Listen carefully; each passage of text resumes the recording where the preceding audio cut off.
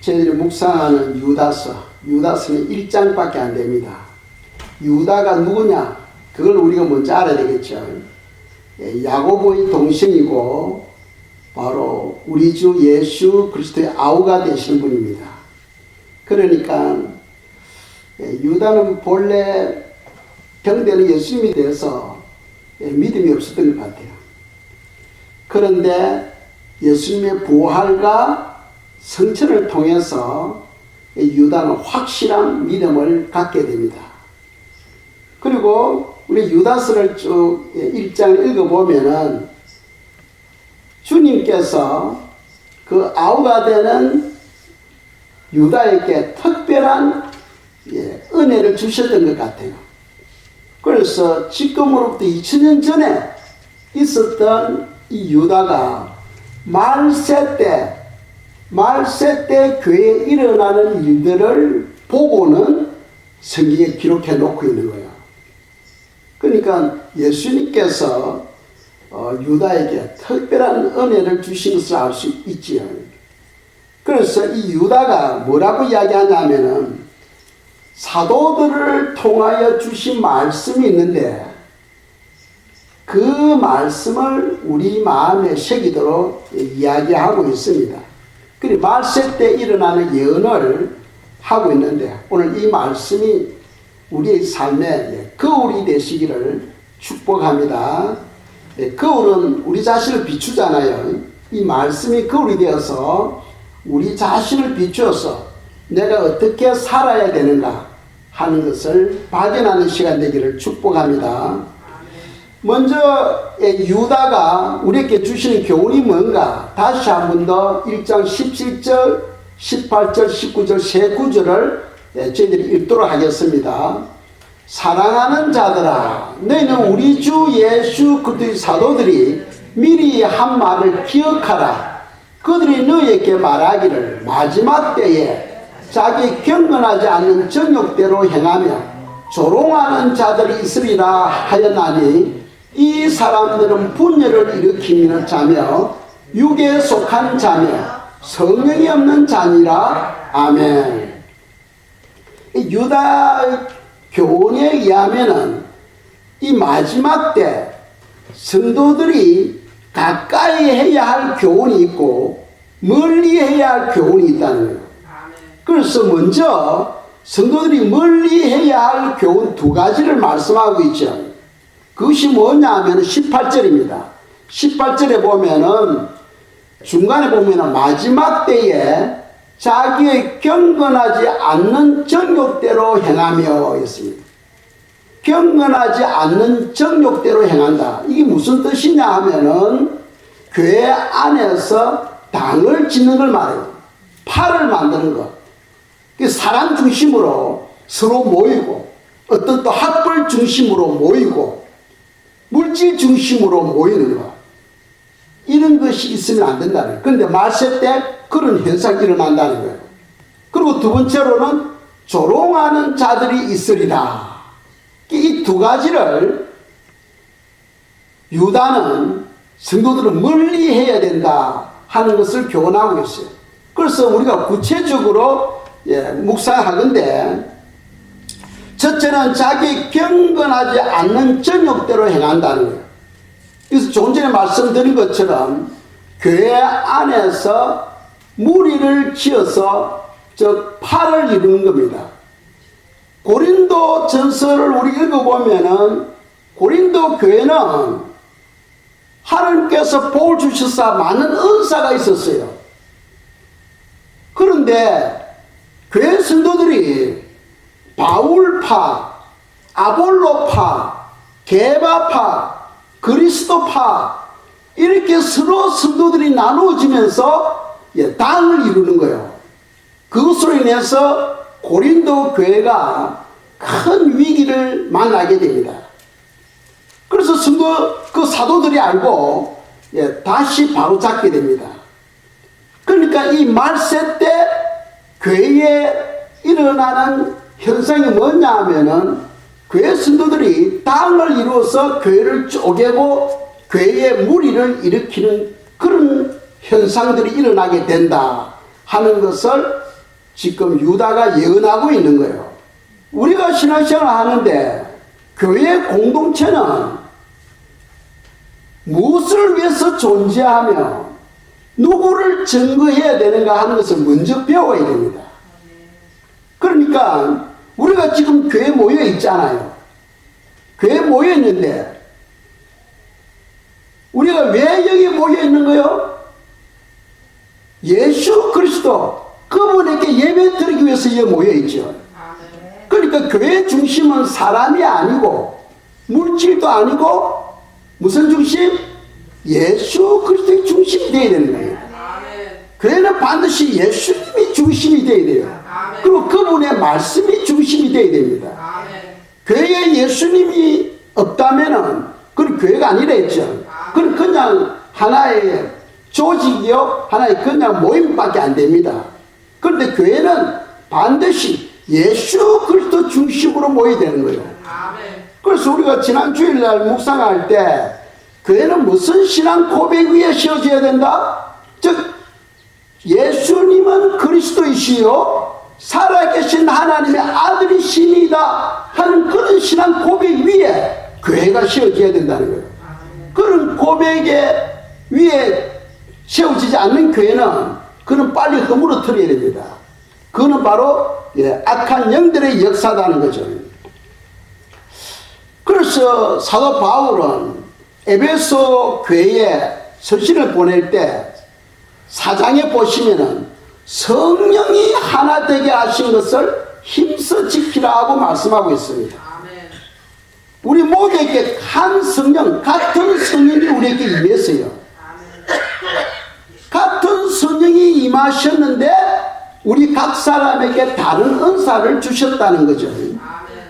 그걸 우리가 잊어버리면 안 됩니다. 그래서 한 성령을 받았기 때문에 우리가 한 마음이 되어야 되는 겁니다. 또 예수님도 보면은 제자들과 마지막 저녁 식사를 하고 제자들이 발을 씻기시고 그리고는 제자들을 위하여 기도하시죠. 기도하실 때 뭐라고 합니까? 우리가 하나 된 것 같이 저들도 우리와 하나 되게 해 주시옵소서 하고 기도하십니다. 이 교회가 예수 그리스도 안에서 하나 되는 것, 이건 하나님의 뜻이요. 또 교회는 예수님의 몸이라 했잖아요. 예수님 몸을 쪼개면 안 되는 거죠. 몸은 오직 하나입니다. 그 하나, 그러니까 예수님의 사역은 교회 사역이요. 이 교회를 중심으로 그 도성이 번성하게 된다고 말씀드렸어요. 교회 안에 하나님의 모든 충만이 다 들어있습니다. 그래서 교회를 통하여 여러분들이 가정이 생육하고 번성하게 되고 교회를 통하여 우리가 살고 있는 지역이 생육하고 번성하고 안전한 지역이 되는 겁니다. 교회가 빈약하고 생명이 없으면 그 도성은요 살인사건들이 일어나고 많은 도둑들이 일어나고 치안이 불안하게 되는 거예요. 그런데 교회가 생명력이 있고 교회가 예수 그리스도 안에서 건강하면은 그 도성은 번성하게 되고 또 그 도성에 살고 있는 성도들도 형통의 역사가 일어나게 된다 하는 것이 바로 성경의 가르침입니다. 그래서 항상 이 마지막 때 유다가 예언한 것처럼 교회가 당을 지어서 나누어지고 다투고 하는 그런 일이 절대로 일어나면 안 된다는 거죠. 그런 일이 일어난다는 것은 19절에 보면 뭐라고 말씀하고 있어요. 이 사람들은 분열을 일으키는 자며 육에 속한 자며 성령이 없는 자니라 하고 19절에서 말씀하고 있습니다. 끔찍하죠. 우리는 이런 제약에 빠져서는 안 된다는 거죠. 두 번째로 우리에게 교훈하는 것은 18절에 보면은 맨 밑에 9절에 조롱하는 자들이 있으리라 하였나니 합니다. 조롱하는 자들. 이 마지막 때 교회에 조롱하는 자들. 조롱한다는 것은 자기 생각으로 판단하고 정죄하고 비난하는 것을 말합니다. 그리고 무엇에 대해서 성령 하나님께서 우리에게 여러 가지 은사를 줬잖아요. 그런데 성도님들이 하나님과의 친밀함에 따라서 어떤 사람은 영적인 많은 체험들이 있어요. 체험이 있는 사람이 있고 체험이 없는 사람이 있죠. 예를 든다면 저 같은 경우는 기도 중에 하나님의 불이 임했어요. 엄청난 전력이 제 몸을 덮친 적이 있었습니다. 그런데 그것이 모든 사람에게 다 해당되는 건 아니잖아요. 우리가 또 오순절을 보면은 성령의 바람과 불이 다락방에 임하여서 그들도 성령 충만 받았잖아요. 그러니까 성령님께서 임하시는 방법이 다 다르다는 거예요. 그런데 사람들이 내가 받은 거 있고 안 받은 것이 있어요. 그래서 내가 안 받은 것에 대해서 시기하고 비난해서는 안 된다는 거예요. 또 남이 받은 신령한 은사를 비난해서도 안 된다는 거예요. 그런데 이 마지막 때는 그런 것에 대해서 비난하고 또 이단시하는 역사들이 일어난다는 거예요. 교회 안에서. 예를 들어서 환자를 위해서 기도하는데 성도가 쓰러진다든지 이제 그런 경우를 저는 귀신의 역사다 하고 저는 이단이야 하고 이렇게 정죄를 하는 경우도 있다는 거예요. 우리는 그렇게 해서는 안 된다는 겁니다. 아시겠죠? 유다가 지금 마지막 때 일어나는 일들에 대해서 지금 예언하고 있는 거예요. 그럼 성경에서는 이단을 어떻게 구별하고 있습니까? 요한일서 4장에 보시면은 요한일서 4장 2절 3절입니다. 사도 요한이 이단에 대해서 말씀하고 있어요. 2절 3절 읽겠습니다. 이로써 너희가 하나님의 영을 알지니 곧 예수 그리스도께서 육체로 오신 것을 시인하는 영마다 하나님께 속한 것이요 예수를 시인하지 아니하는 영마다 하나님께 속한 것이 아니니 이것이 곧 적 그리스도의 영이니라 오리라 한 말을 너희가 들었거니와 지금 벌써 세상에 있느니라. 아멘. 지금 적 그리스도가 이 세상에 지금 와 있다는 거예요. 와 있는데 지금 드러내지 못하고 있는 것은 막는 자가 있기 때문에. 왜 막는 자가 있습니까? 하나님이 교회가 지금 아직도 이 땅에 있기 때문에 교회를 보호하기 위해서 적 그리스도가 역사하지 못하도록 지금 막는 자가 있다는 겁니다. 그래서 이 교회가 휴거되고 나면은 이제 적 그리스도가 본격적으로 활동을 하게 되는 거죠. 그런데 이 적 그리스도가 역사하는 것이 뭡니까? 이전에 보시면은 하나님의 영을 알지니 곧 예수 그리스도께서 육체로 오신 것을 시인하는 영마다 하나님께 속한 것이요 하고 2절에서 말씀하죠. 자, 그리스도는 본래 영원하신 하나님이시요 영존하시는 말씀입니다. 말씀 되시는 하나님, 영원 전부터 계시던 하나님은 하나님의 성품을 가지고 있어요. 그것을 우리는 신성이다 하고 이야기해요. 신성. 그런데 때가 되면 그분이 사람의 몸을 입고 이 땅에 사람으로 오셨어요. 그래서 그분은 인성, 사람의 성품도 가지고 있는 겁니다. 그래서 예수 그리스도는 하나님의 성품과 사람의 성품 두 가지를 다 가지고 있는 거예요. 그것을 믿으면은 하나님의 영을 받은 사람이라는 거예요. 예수님의 그 신성과 인성을 믿지 아니하면은 그는 하나님께 속한 사람이 아니요 적 그리스도의 영이 그 영혼을 붙들고 있다는 거예요. 적 그리스도의 영이. 그래서 우리가 믿는 예수님은 신성과 인성을 다 겸비하고 있습니다. 그래서 예수님이 하나님 아버지와 교제할 때는 신성의 성품으로서 아버지와 교제를 하는 거예요. 또 사람과 교제를 할 때는 인성의 성품으로서 교제를 하는 거예요. 그 중보자가 됐어요. 하나님 아버지와 인간 사이에 중보자가 될 수가 있는 거죠. 그 중보자는 오직 한 분, 예수 그리스도밖에 없다는 겁니다. 그래서 예수님의 그 신성과 인성을 믿으면은 하나님께 속한 자요, 그것을 믿지 아니하는 자는 바로 적그리스도의 영이 그 영혼을 붙들고 있다는 겁니다. 그래서 사도 요한이 그것에 대해서 2절과 3절에서 우리에게 말씀하고 있는 거죠. 우리는 반드시 예수님의 그 신성과 인성을 겸비하신 분이라는 것을 믿어야 됩니다. 그래서 예수님이 이 땅에 사역할 때 굶주리기도 하시고 목이 마르기도 하시고 피곤해서 고문에서 주무시기도 했죠. 인성의 성품을 가지고 있기 때문이에요. 그러면서도 또 신성의 성품을 가지고 있으니까 바람과 파도를 꾸짖으시고 그저 악한 영들을 물리치시고 하시잖아요.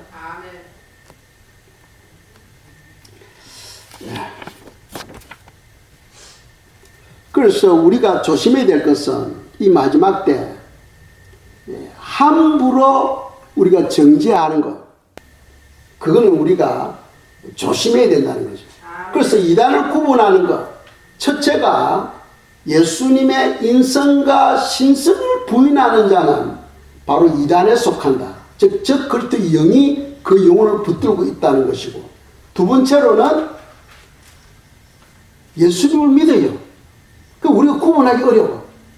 그런 경우는 마태복음 7장에서 예수님이 뭐라고 말씀했냐면 그들의 열매로 그들을 아니라 하고 말씀하고 있어요. 열매로. 악한 열매를 맺으면은 그는 악한 영에게 붙잡혀 있는 거예요. 선한 열매를 맺으면은 그는 하나님께 붙잡혀 있는 거예요. 그래서 주님은 그들의 열매로 그들을 알리라 하고 마태복음 7장 20절에서 말씀하고 있죠. 그 두 가지를 가지고 우리가 이단이다 아니다 분별할 수 있는데, 그 외에 다른 것을 가지고 이단이다 할 때는 우리가 조심을 해야 된다는 거예요. 왜? 그는 성령 해방제에 걸리기 때문입니다.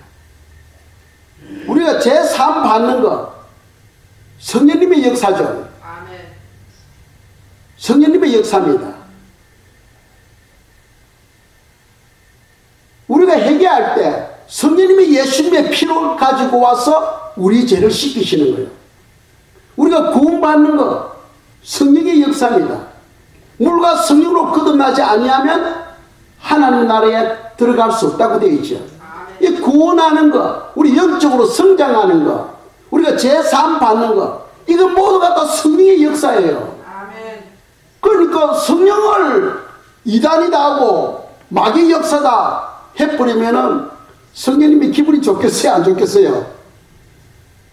하나님을 그렇게 정죄해버리면은 그거는 성령 해방제에 걸려서 제3을 받지 못한다고 예수님께서 말씀했죠. 우리가 예수님을 부인하는 것, 제3을 받을 수 있어요. 회개하면 제3을 받을 수 있습니다. 그러나 성령을 해방하는 죄는 회개해도 용서가 안 된다는 거예요. 그럼 절대로 용서가 안 된다는 거예요. 그래서 우리가 함부로 2단이다, 뭐 3단이다 이렇게 말을 하면 안 된다는 거예요. 왜? 나의 얄팍한 지식으로 인해서 성령을 해방하게 되는 죄를 범하기 때문입니다. 그럼 우리가 어떻게 해야 되느냐? 모르면 기도하시라, 기도. 두 번째로는 침묵하시라, 침묵. 침묵이 제일 좋아요. 입에서 나오는 그 말 때문에 정죄를 받잖아요. 그래서 우리가 말이 많으면은 죄가 많다고 말을 조심해야 돼요. 할 수가 있으면은 비난하지 말라는 거예요. 아시겠죠? 그리고 내가 이해가 안 되면 그걸 가지고 기도하면 반드시 하나님께서 깨닫게 해주신다 하는 겁니다. 자, 고린도전서 2장 14절입니다. 읽겠습니다. 육에 속한 사람은 하나님의 성령의 일들을 받지 아니하나니 이는 그것들이 그에게는 어리석게 보이며 또 그는 그것들을 알 수도 없나니 그러한 일은 영적으로 분별되기 때문이라. 아멘. 무슨 말이냐면 영적인 일은 영적으로 분별되어야 된다는 거예요. 영적인 일을 내 지혜와 내 지식으로 이해를 할 수 없다 하고 말씀하고 있습니다. 그래서 우리가 책을 많이 보면은 많은 지식을 얻게 되죠. 그 지식 때문에 박사도 되고 또 교수도 되고 뭐 여러 가지 일들을 할 수 있어요. 그렇지만 아무리 지식이 많아도 그 지식이 많다고 구원되는 건 아닙니다. 구원하고는 별개예요. 구원은 하나님의 영이 임해야 되는 겁니다. 그래서 내 지식으로 성경을 이해하는 거하고 성경의 저자가 되는 성령님께서 내 안에서 나를 가르치시고 깨달음을 주심으로써 이해하는 거하고 다르다는 거예요. 그래서 우리가 성령님의 은혜에 의해서 말씀을 깨닫기 위해서는 우리가 이 말씀과 기도를 통하여 우리가 영적인 사람으로 변화되어질 수 있다는 거예요. 영적인 사람으로 변화되는 것은 말씀과 기도를 통해서 이루어진다는 사실을 기억하시기 바랍니다. 그래서 유다는 이 말세 때 나타나는 현상으로서 첫째는 교회에 당을 짓는 것, 팔을 만드는 것이고 두 번째로는 성도들을 즉 남들을 조롱하는 것. 그것에 대해서 내가 받지 못한 어떤 은사나 경험을 그걸 비난하는 거죠. 남들이 가졌을 때 그것을 비난하는 것을 말합니다. 그렇게 해서는 안 된다 하는 것을 지금 유다는 우리에게 교훈하고 있습니다. 자, 그 다음은 성도님들이 가까이 해야 할 교훈이 있어요. 이 말세 때 성도님들이 반드시 가까이 해야 할 교훈 네 가지를 말씀하고 있습니다. 유다서 1장 20절 21절입니다. 읽겠습니다. 사랑하는 자들아, 너희는 너희의 지극히 거룩한 믿음 위에 자신을 세우며 성령으로 기도하며 하나님의 사랑 안에서 자신을 지키며 영생에 이르도록 우리 주 예수 그리스도의 긍휼을 기다리라. 아멘. 네 가지를 말씀하고 있지. 네 가지. 이 20절에서는 거룩한 믿음 위에 자신을 세우며 했습니다. 그 두 번째로는 성령으로 기도하며, 세 번째로는 자신을 사랑 안에서 자신을 지키며, 네 번째로는 긍휼을 기다리라. 이렇게 네 가지를 말씀하고 있는데 이 말세 때 성도님들 이 네 가지를 추구해야 된다는 거예요. 이 네 가지를 추구해야 된다. 그렇다면은 먼저 한 가지, 너희의 지극히 거룩한 믿음 위에 자신을 세우며, 이 말씀이 무엇이냐 하면은 거룩한 믿음이 나오잖아요. 이 믿음은 하나님의 말씀하고 관계되는 거예요. 저 사람은 믿음이 크다 하고 이야기할 때는 저 사람은 말씀대로 사는 사람이다 하는 걸로 이해를 할 수 있는 거죠. 믿음은 반드시 말씀하고 관계되는 겁니다.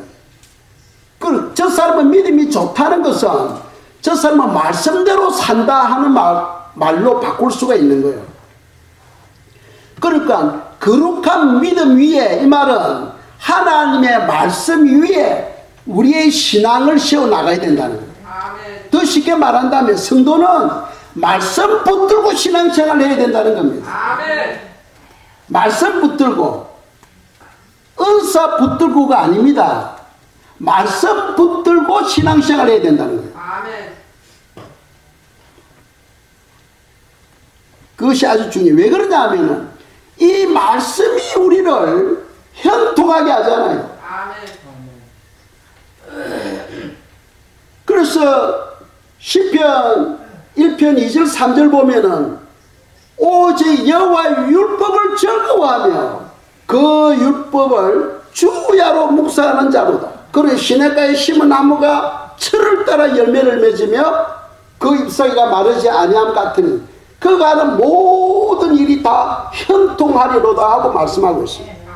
우리의 삶의 형통은 하나님의 말씀을 즐거워하는 영혼들에게 임한다는 거예요.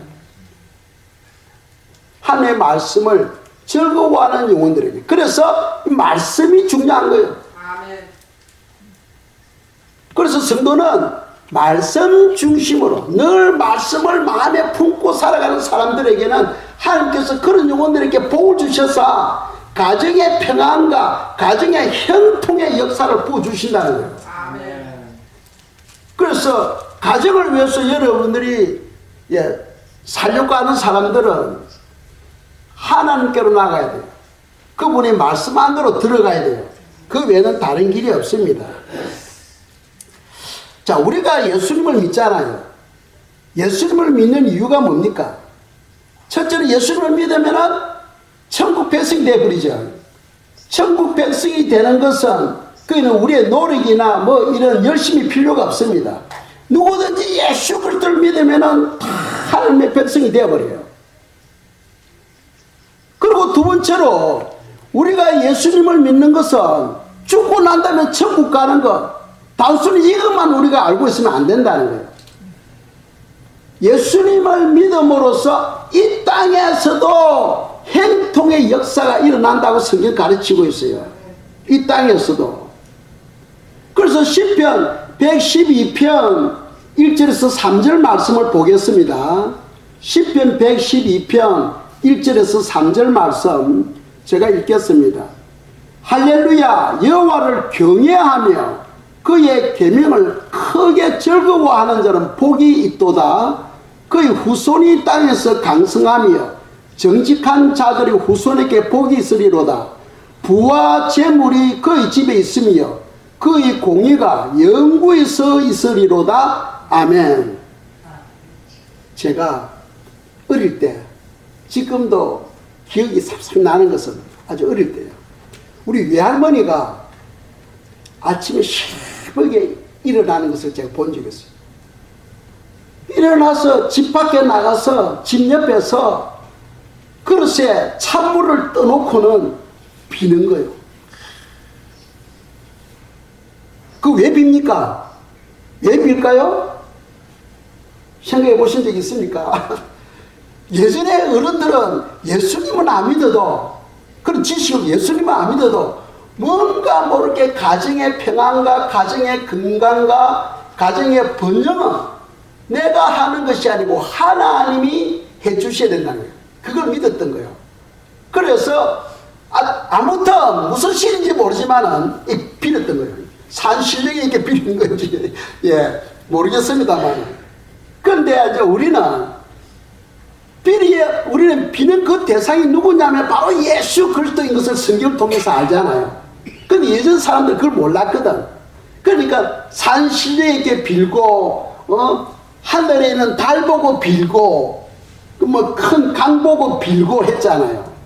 그래, 아무튼 빈다는 것은 무슨 뜻이냐면은 내 힘으로는 내 가정을 지킬 수 없다는 것을 알았던 거죠. 우리 힘으로는, 내 힘으로는 여러분들 가정, 여러분들이 자녀들을 지킬 수 없어요. 오직 지킬 수 있는 분은 여호와 하나님밖에 없다 하고 성경 말씀하고 있어요. 그래서 1절에서 뭐라고 말씀합니까? 여호와를 경외하며 그의 계명을 즐거워하는 자가 복이 있다는 거예요.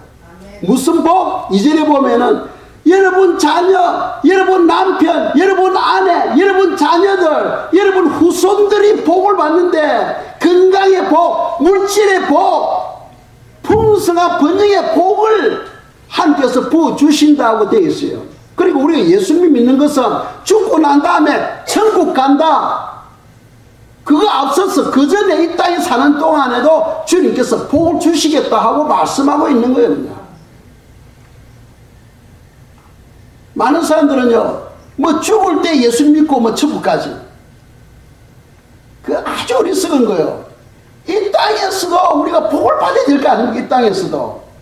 건강의 복과 재물의 복, 자녀들이 잘 되고 형통하는 그런 역사, 남편 건강, 아내 건강, 이 모든 것이 하나님을 경외하고 그분의 말씀을 즐거워하는 자에게 임하게 된다 하고 성경은 우리에게 가르치고 있는 거예요. 그래서 우리가 이것을 깨닫게 되면은 이 신앙생활이 얼마나 즐거운지 몰라요. 여러분들 뭐 저금을 또 잘 하시는 분들 있잖아요. 저금 왜 합니까? 매월 조금씩 저금하면 은행에 돈이 자꾸 모이잖아요. 주식 하시는 분들 주식의 가치가 자꾸 올라가잖아요. 재미잖아요. 저는 안 해봤지만은 아무튼 재밌을 것 같아. 왜 그러냐, 제가 어릴 때 돼지 저금통에 저금을 해본 적이 있거든요. 그러면 돈을 열 때마다 돼지 저금통에 돈이 자꾸 쌓이잖아요. 재미있어요, 이게. 올라온 사람들은 주식을 한다든지 은행에 예금을 한다든지 할 때 돈이 쌓이는 거 재밌잖아요. 그리고 우리가 예수님을 공경하고 경외하고 그분의 말씀을 사모하는 자에게 복을 주신다니까 하나님께 나에게 복을 주는 것을 기뻐하며 더욱더 예수님께로 나아갈 수가 있는 거죠. 예수님께 나아가는데 뭐 고생하고 병들고 찌질이 그렇게 힘들면 우리가 어떻게 예수님 믿어요? 그런데 성경은 그렇지 않다고 이야기하잖아요. 너희들 후손이 복을 받는다고 이야기하잖아요. 무슨 복? 건강의 복, 재물의 복을 주신다고 이야기하고 있잖아요. 그리고 이런 복을 우리가 죽기 전에 누려야 될 거 아닙니까? 그러려면 우리가 더욱더 주님을 사랑하고 주님께 기도하고 주님의 말씀을 즐거워하는 그런 신앙생활이 되어야 된다 하는 것을 우리에게 말씀하고 있어요. 그런데 사람들이 판단하고 정지하는 이유는 분별력이 떨어져서 그래요. 즉 신령하지 못해서 그래요. 그래서 우리가 한 구절 보겠습니다.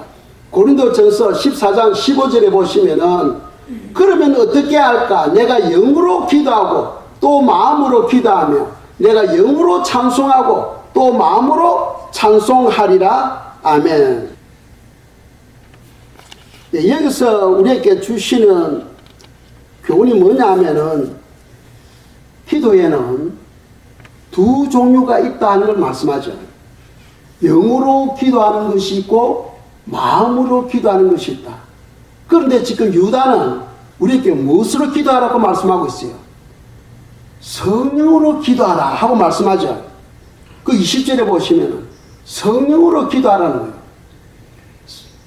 성령으로 기도한다는 것은 방언으로 기도하는 방언으로. 우리가 성경에는 두 종류의 기도를 말씀하고 있어요. 영으로 기도하는 것이 있고 마음으로 기도하는 것이 있다는 거예요. 영으로 기도하는 것은 방언으로 기도하는 것이고 마음으로 기도하는 것은 여러분들 생각을 가지고 기도하는 거예요. 기도할 때 내가 교회를 위해서 기도해야 되겠다. 내가 목사님을 위해서 기도해야 되겠다. 그 생각이 날 때 그걸 가지고 기도를 하는 거죠. 그런데 영으로 기도하는 것은 방언으로 기도하는 건데 방언으로 기도하면 우리가 알아요, 몰라요? 몰라요. 그건 다른 언어이기 때문에 우리가 몰라요.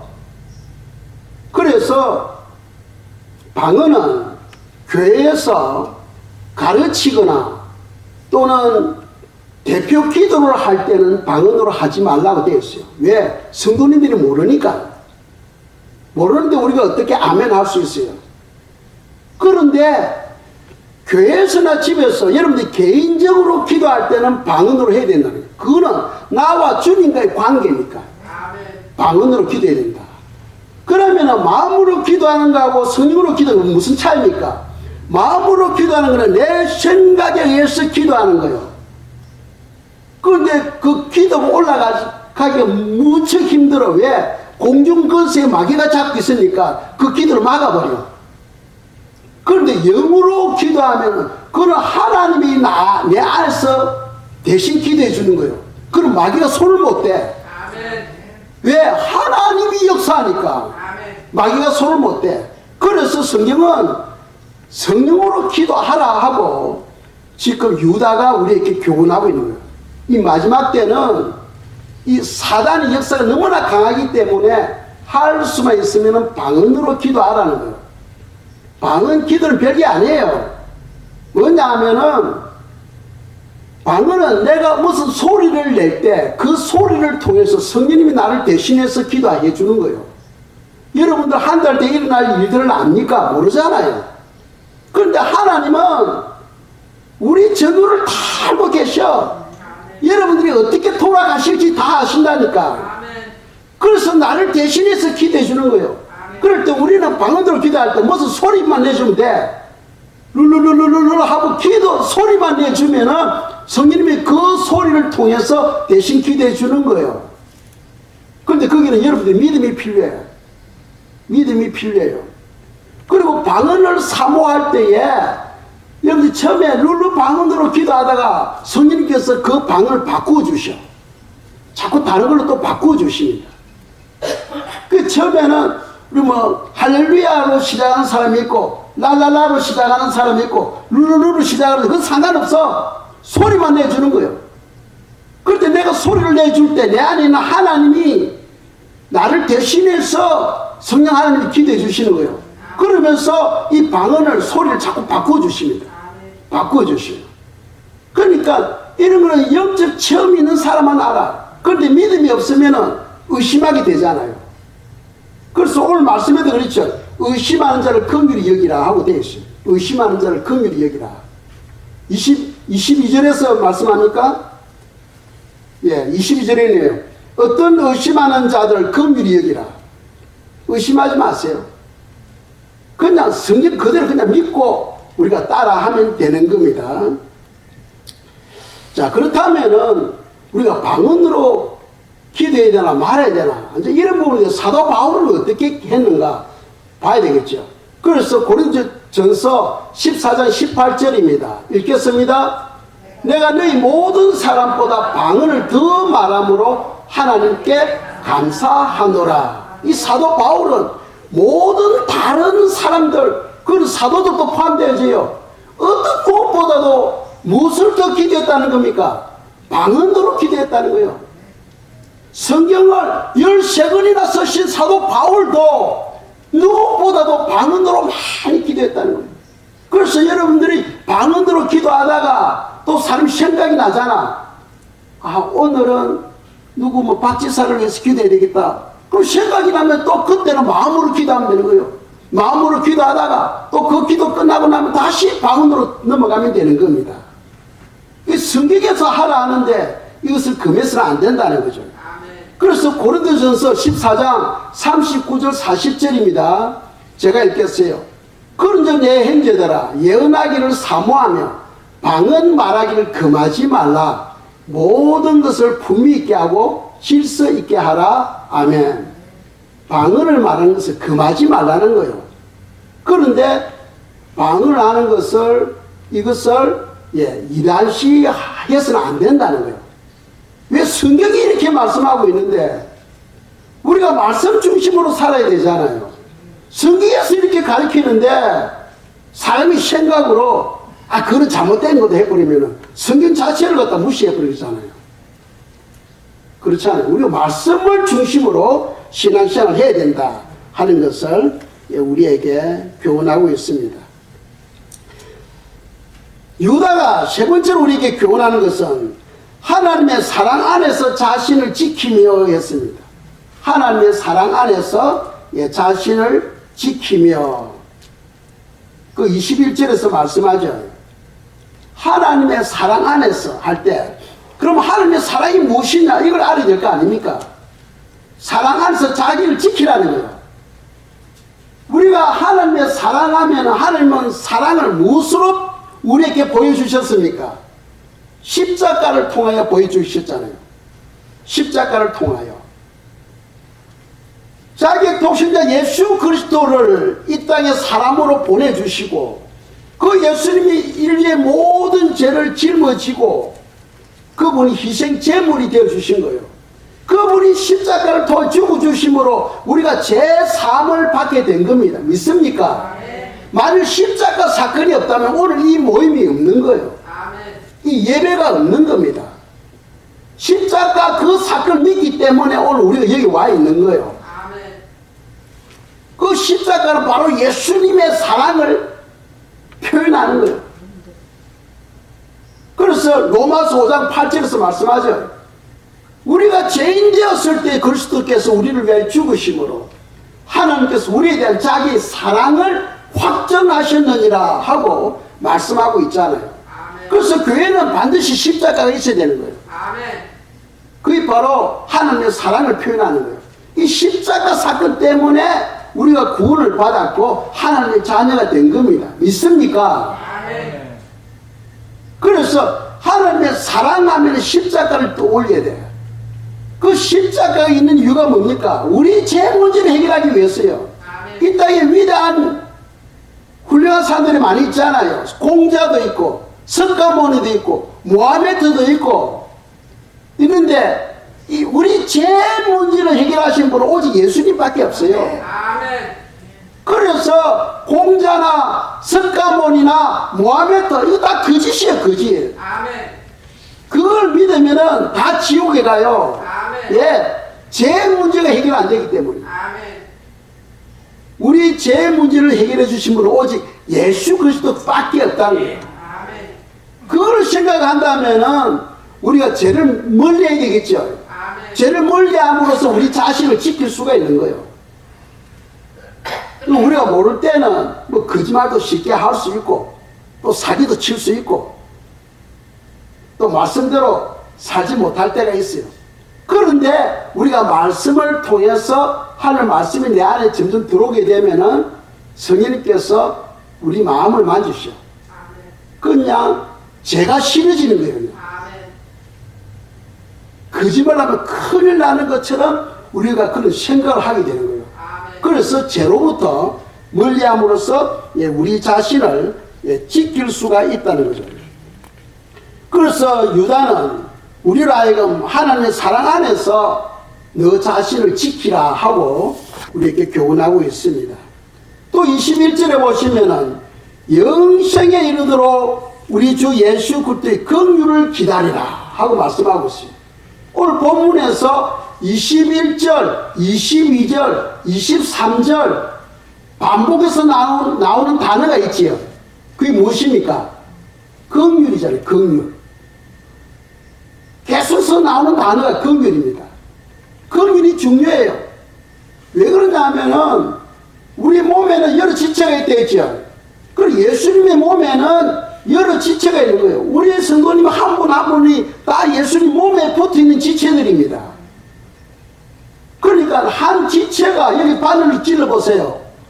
아파요 안 아파요? 온몸이 다 식은땀이 나요. 저는 그렇더라고. 심장에서 멀리 떨어지는 발가락에 바늘을 찌르니까 온몸이 막 식은땀이 나. 몸이 아프더라고. 그러니까 우리는 다 예수님께 붙어있는 지체들인데 어느 한 지체가 고통을 받으면 예수님의 마음이 아파.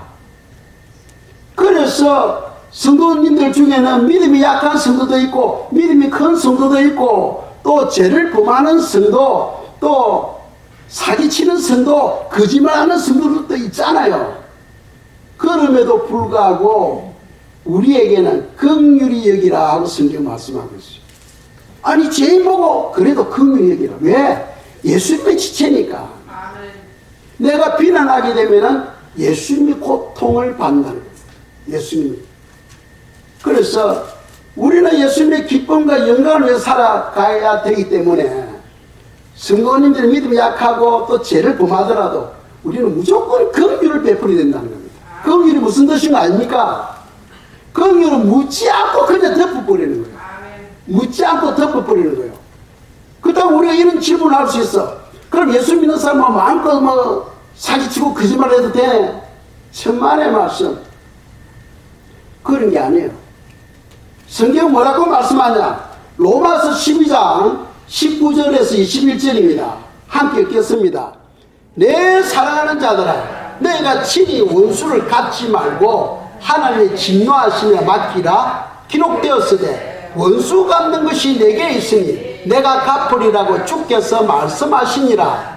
너 원수가 줄거든 먹이고 목마르거든 마시게 하라. 그리함으로 너가 숯불을 그 머리에 쌓아 놓으리라. 악에게 치지 말고 선으로 악을 이기라. 아멘. 그러니까 원수를 누가 갚아주신다? 여러분 면전에서 막 비난하고 욕하고 하는 사람들 우리는 그냥 긍휼히 여기주의, 불쌍히 여기주의, 불쌍히. 왜? 마태복음 5장 10절, 11절, 12절에 보세요. 의인을 위하여 박해를 받는 자를 복이 나니 너 상이 크다는 거예요. 여러분 앞에서 뒤에서 막 여러분들 욕하고 비난하고 그런 소리를 들을 때마다 여러분들은 상이 크다는 겁니다. 그래서 여러분들 오히려 그걸 기뻐해야 된다는 거예요. 그런데 그것으로서 끝나는 게 아니에요. 여러분들 비난, 즉 여러분들은 예수님의 지체잖아. 그러니까 예수님이 가만히 있지 않지.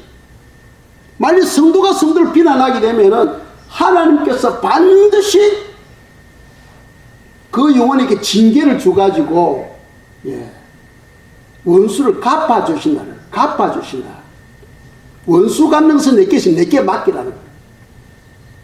주님만이 반드시 원수를 갚아주십니다. 그 대신 우리에게는 엄청난 축복을 주신다는 거예요. 그래서 남들이 목사를 계속 비난하고 그 즐거운 거예요. 그냥. 왜? 너 상이 크기 때문이다. 말씀대로 살아야지. 말씀이 그렇게 이야기하잖아요. 의를 위하여 박해를 받고 비난을 받을 때는 기뻐하고 즐거워하라. 왜? 너 상이 크다 하고 마태복음 5장 11절 12절에서 말씀하고 있잖아요. 그래서 초대교회 많은 성도들이 예수님을 전가하면서 박해를 받고 어떤 사람은 죽기까지 하잖아요. 왜? 엄청난 상이 준비되어지기 때문이야. 그래서 예전에 순교하는 사람들 웃으면서 순교하잖아. 웃으면서. 왜? 그 다음에 오는 그 영광은 말할 수 없는 영광이에요. 엄청난 영광입니다. 그걸 우리가 생각하는 것이 바로 믿음이라는 게 믿음. 왜? 성경이 그렇게 말씀하고 있으니까. 말씀대로 반드시 이루어진다는 겁니다. 그래서 우리에게 주어진 것은 뭐다? 긍휼밖에 없다. 긍휼. 아시죠? 긍휼은 무조건 용서해 주는 거예요. 그리고 그런 영혼을 위해서 기도해 주는 겁니다. 자, 20절에 보시면은 후반절에 보면은 너가 숯불을 그 머리에 쌓아 놓으리라 하잖아요. 우리가 원수를 사랑하고 원수를 용서하고 원수를 섬길 때는 그 원수 머리에다가 숯불을 쌓아 놓는 것과 같다는 거예요. 이게 무슨 말이냐 하면은 숯불은 청결을 말해. 청결. 숯불이 가는 곳은 깨끗하게 되어버리는 거예요. 이사야 6장 6절 7절에 보세요. 천사가 하나님 성전에 숯불을 찍어서 이사야 입술이 되어버리니까 그 모든 죄가 그냥 한순간에 사라져버리는 거예요. 그래 이거는 지금 너가 숯불을 그 머리, 그 원수의 머리 위에 쌓아놓는다는 것은 무슨 말이냐 하면은 너 선행으로 말미암아 그 사람이 회개하고 돌아서서 우리와 함께 평화를 이루게 된다는 거예요. 그런 뜻이에요. 좋은 말 하는 사람에게 얼굴에 침 뱉을 수 없잖아. 그러니까 원수를 사랑하고 원수를 축복하고 할 때는, 선을 베풀 때는 그 사람이 그것을 깨닫고 회개하고 돌아서서 우리와 좋은 관계를 이루게 된다는 거예요. 좋은 관계. 그것이 바로 누구 열매? 바로 우리의 열매가 된다는 거예요. 한 사람을 죄에서 하나님 쪽으로 돌이키게 하면은 그건 엄청난 상이잖아. 한 영혼을 주께로 돌아오게 하는 자는 천하보다 귀한 상급을 받게 되는 거예요. 엄청난 영광이잖아요. 그걸 우리가 볼 수 있어야 된다는 겁니다. 아시겠죠? 그래서 오늘 유다가 우리에게 여러 가지 멀리 해야 될 교훈과 가까이 해야 될 교훈을 말씀했는데, 이것을 여러분들이 생각하고 마음에 새기고 이 말씀이 여러분 삶에 거울이 되기를 축복합니다. 모두 자리에서 일어나셔서 찬송가 521장 1절하고 기도하도록 하겠습니다.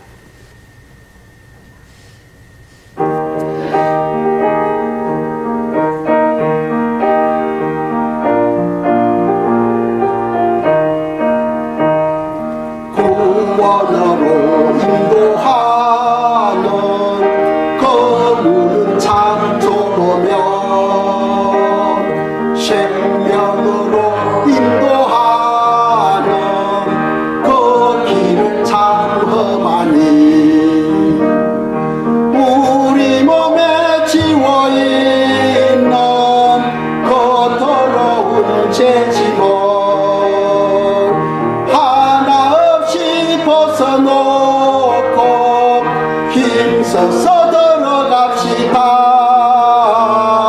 구원으로 인도하는 그 좁은 문 들어가 영생으로 인도하는 그 생명길 갑시다. 이 시간 말씀을 통하여 우리 자신을 지킬 수 있게 해주시고 또 다른 지체에 대해서 긍휼을 베풀 수 있는 그런 믿음 주시도록 기도드리겠습니다.